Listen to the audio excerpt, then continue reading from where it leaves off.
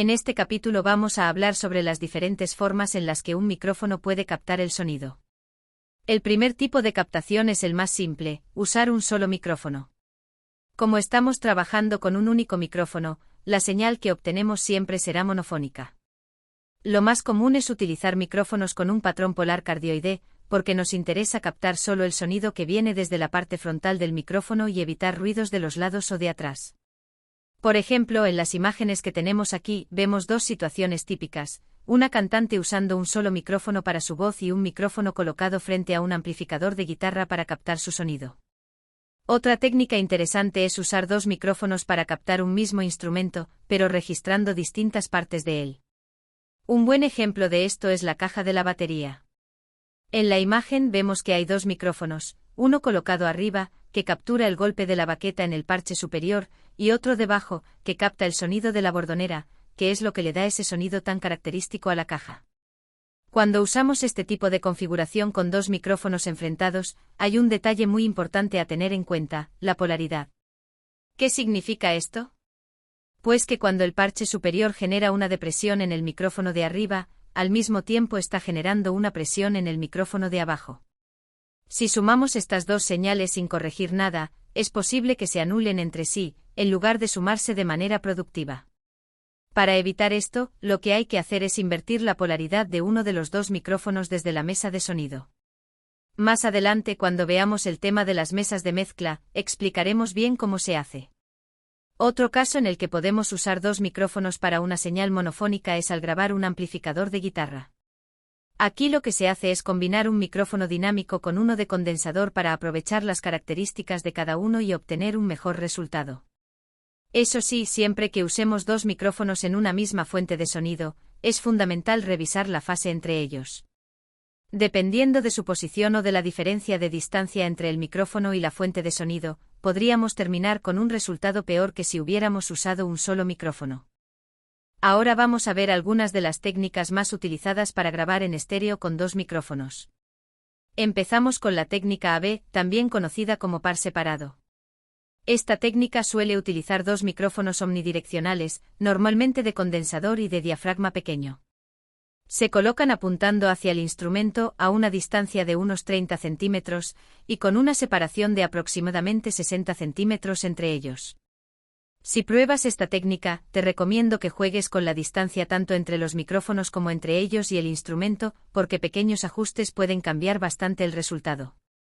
Cada micrófono graba una señal mono, y luego se asignan al canal izquierdo y derecho de la pista estéreo para generar esa sensación de espacialidad.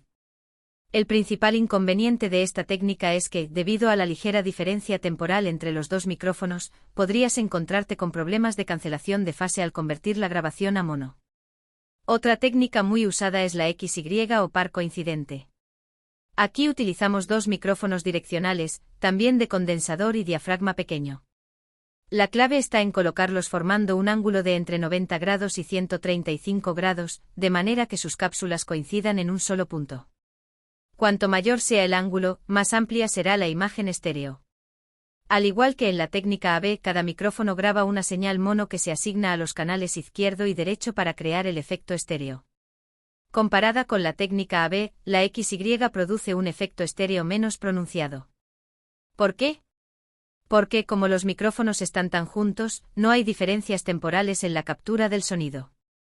En este caso, la sensación estéreo se genera por diferencias en el balance de frecuencias, no por la diferencia de tiempo.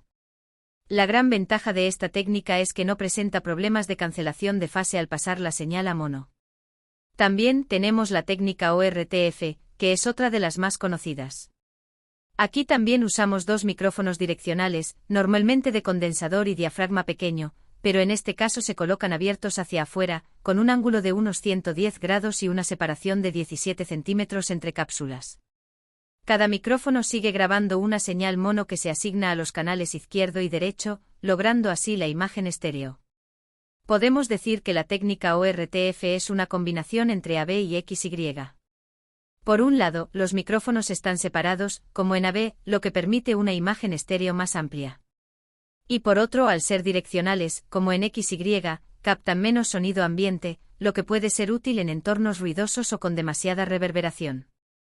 La última técnica estéreo que veremos en este capítulo es la MS o Mid-Side. Para esta técnica necesitamos dos micrófonos. Un micrófono de condensador de diafragma pequeño con patrón cardioide. Un micrófono de condensador de diafragma grande con un patrón polar en figura de 8. El micrófono bidireccional, figura de 8, se coloca de lado, formando un ángulo de 90 grados con el otro micrófono. Este es el que capta la información de los lados y juega el papel del lateral en la técnica MS. El otro micrófono cardioide se coloca por encima o por debajo del bidireccional, apuntando directamente hacia el instrumento.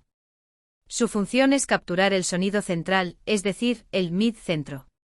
La mezcla de estas señales puede ser un poco más compleja que en otras técnicas, por lo que hay que seguir estos pasos. 1. Duplica el canal del micrófono lateral. 2. Invierte la polaridad de ese canal duplicado. 3. Combina ambos canales laterales en una única pista estéreo. 4. Mezcla el canal centro con los canales estéreo laterales para ajustar la amplitud de la imagen estéreo. Cuanta más presencia de los laterales, más amplia será la imagen estéreo. La técnica MS puede parecer más complicada, pero tiene una gran ventaja: combina lo mejor de las otras tres técnicas sin sus inconvenientes. Además, permite ajustar la anchura de la imagen estéreo incluso después de haber grabado, lo que la hace muy versátil en la postproducción.